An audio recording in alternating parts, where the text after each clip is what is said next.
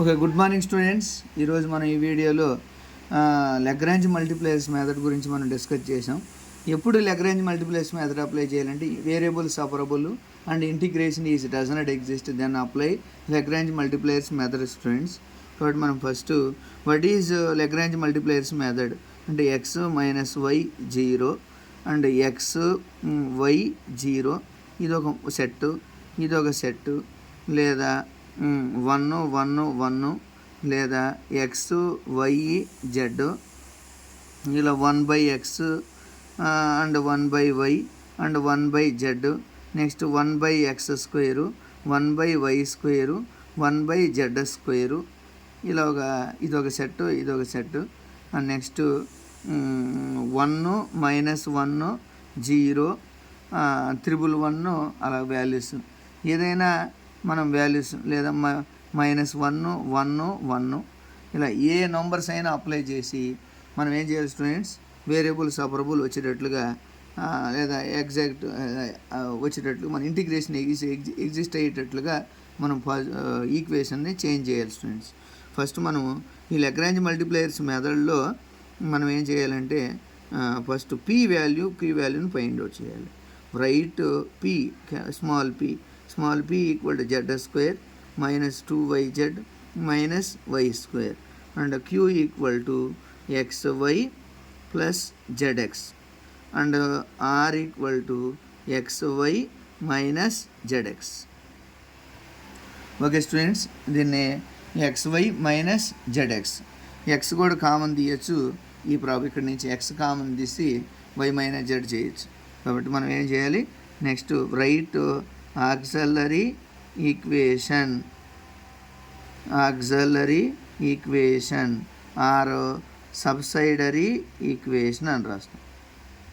Auxiliary equation or subsidiary equation. What is auxiliary equation or subsidiary equation అంటే ఏంటి, dx/P and dy/Q and dz/R is called auxiliary equation or subsidiary equations అంటాం. కాబట్టి dx/P అంటే ఏంటి, z² minus 2yz minus y² equal to dy/Q అంటే xy plus zx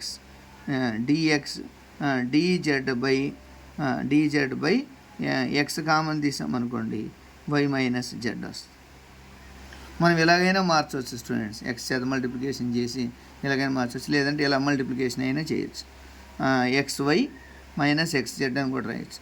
కాబట్టి మనం ఇప్పుడు ఏం చేయాలంటే ఇక్కడ ఏ నంబర్ చేత మల్టిప్లికేషన్ చేస్తే క్యాన్సిల్ అవుతాయో చూసుకోవాలి స్టూడెంట్స్ మనం ఫస్ట్. కాబట్టి ఇందులోంచి ఒకసారి దీన్ని కూడా కామన్ తీస్తే x into y plus z వస్తుంది కదా. Okay students, x into y plus z అదేం y మైనస్ జెడ్ వస్తుంది. కాబట్టి మొత్తాన్ని ఒకసారి ఏం చేద్దాం స్టూడెంట్స్, ఒకసారి ఇవి 0 అవుతాయో లేదో చూద్దాం. ఇవన్నీ డెనామినేటర్స్ టు ఫార్మ్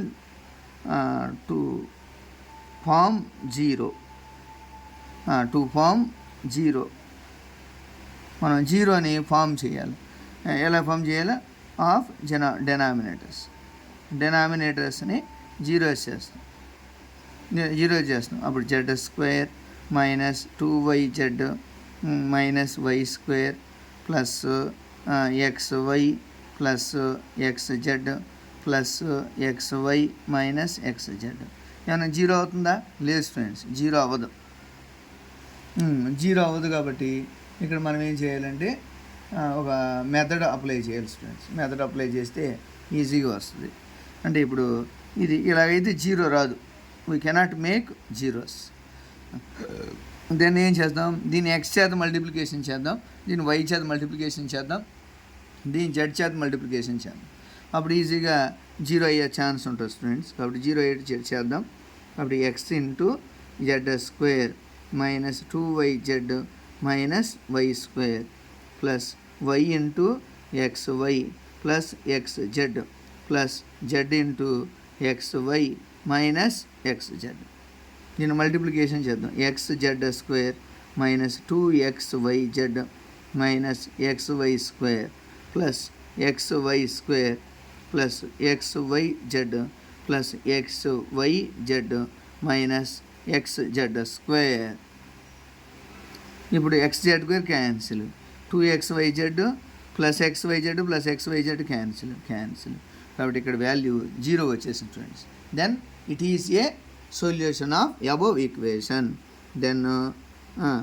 దెన్ అప్పుడు డెనామినేటర్స్ని మల్టిప్లికేషన్ చేస్తే కదా 0 అయింది, అలాగే న్యూమరేటర్స్ని కూడా మల్టిప్లికేషన్ చేయాలి, అప్పుడు ఆ వచ్చే సొల్యూషనే ఫస్ట్ సొల్యూషన్ అవుతుంది friends.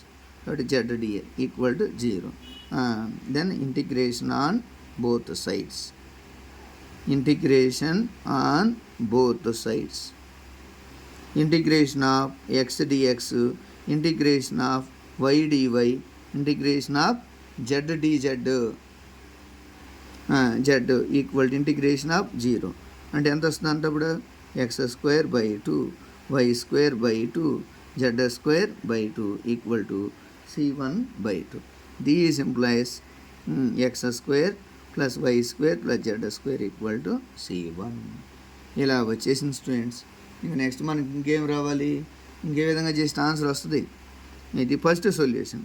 Next to find second